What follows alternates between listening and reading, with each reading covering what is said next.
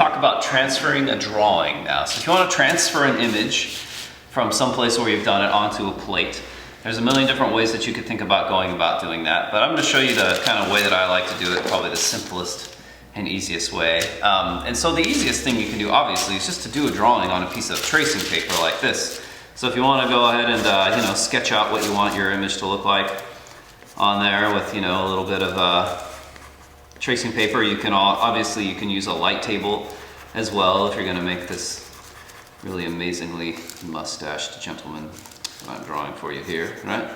So let's say we're going to do that. He's got a big nose, like every comedy person in the world should, right? So I could now take this and I could transfer this onto my plate. But the thing to remember is that I always have to have my plate, my image reversed, or else when I go to put it on the plate, it's going to print backwards, right? So if I wanted to write "Hi Mom" on here, that would be a fine thing to do, right? But I want to make sure that when I transfer it onto the plate, it doesn't go on this way, but instead, it goes on this way, it goes on backwards. So again, a light table can be very, very useful for this. If you know how to flip things around in Photoshop or on a photocopier, you can also do that. But here I have an example of a drawing that I've been working on that I'd like to transfer onto this plate. It's kind of a digital image. So I went ahead and went into Photoshop and I flipped it around, or I reversed it.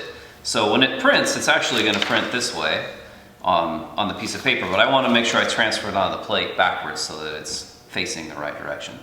So the way that I like to do that, to transfer anything like something off of a piece of tracing paper or something like this, is to do what I call like the charcoal transfer method.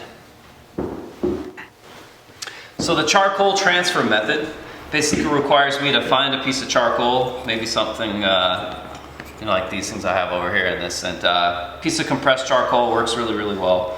What I like to do is I just like to take it and just coat the back of this with charcoal. And you can also use, they have all the stuff, they have transfer paper, it's kind of like carbon paper if you've ever used that before. There's not really a right or a wrong way to do this, just this principle of it. This is free, so I tend to favor that for students, but sometimes I like to use the transfer paper just because it's really, really nice and easy. But you want to put a bunch of charcoal on the back of this so that when I go to transfer it, it's going to transfer over really, really easily. So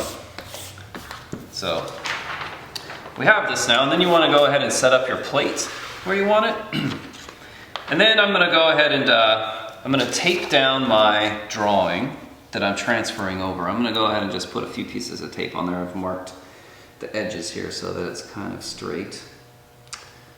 So just because I don't want this to move around on me too much,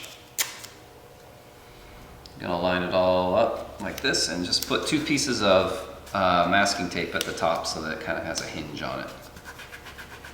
Alright, so paper won't move around now, the plate should stay safe. And then I'm going to take my piece of charcoal that's been coated, I'm just going to put that face down onto the plate. So I'm going to kind of lay it down here like this. And then I basically can take a pencil or a ballpoint pen. Sometimes I like to use a ballpoint pen for this, something that's hard that'll push down on it. And I'm just going to go ahead and trace over my drawing. So I'm going to transfer it by just tracing along the lines in the important places that I want to do. You could obviously use this with a photograph if you wanted to kind of transfer a photo over then to draw on top of it. You could also do this with any kind of drawing that you've made, a computer graphic, anything like that that you wanted to do. Text would be really easy to do this way, right? So that you make sure you got it all right. You could reverse it in Word or in Photoshop and then transfer it over. So I'll kind of work my way through this here just for a second. And again, you want to push down hard so that it's got enough pressure on it to transfer that charcoal through these 2 pieces of paper. So when as I go, I'm going to wind up with my image nice and safely transferred onto my piece of copper, and then that helps me know where to etch. So I put a hard ground on this plate so that this has already got a hard ground on it, so now I can transfer the charcoal on there, and then I can just go ahead and know where to draw my etch lines now whenever I work on that. If I wanted to use something like this with my piece of tracing paper, what I could do is place this down on there and then lay this on there backwards, right? Because we want to make sure we've got this backwards, as we all know. And then, since it's transparent, I can see through it, and then I'm able to real easily kind of transfer this sketch that I have here, the drawing, through the transparency, and then I just have to trace that MOM backwards.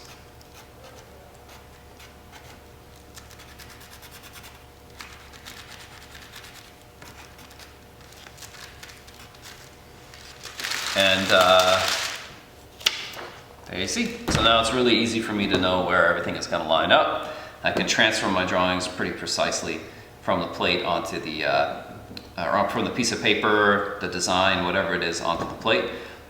Do it backwards, and I know that everything is all set. So that would be how to transfer a drawing. You could do this technique to transfer an image from a piece of paper onto a linoleum block. If you want to do that for a leaf, you could do it for screen printing if that worked for you somehow. There's no end to the ways that you could kind of use this technique to transfer images from one piece of paper onto another paper or a surface or anything